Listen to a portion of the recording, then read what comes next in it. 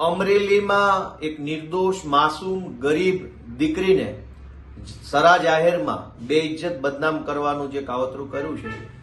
એ બાબતે મારું એટલું જણાવવાનું છે કે આ દીકરીને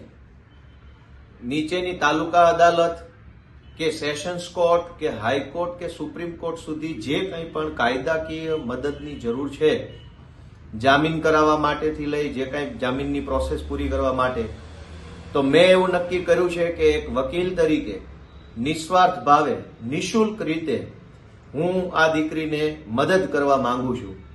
મેં આ દીકરીના પપ્પાનો સંપર્ક કરવાની ઘણી કોશિશ કરી, પરંતુ મને એવું જાણવા મળ્યું કે ભાજપના દબાણના કારણે, ભાજપના ડરના કારણે દીકરીના પપ્પા સામે ચાલીને બહાર આવવા માટે, વાતચીત કરવા માટે, કશું ચર્ચા કરવા માટે તૈયાર નથી, કેમ કે તેઓ ડઘાઈ ગયા છે. અને એટલે હું ઈચ્છું છું કે બિન રાજકીય રીતે, માત્ર સામાજિક રીતે, માત્ર વકીલ તરીકે એક માસૂમ દીકરીને મદદ કરવાની મને જો તક મળશે તો હું મારા જાતને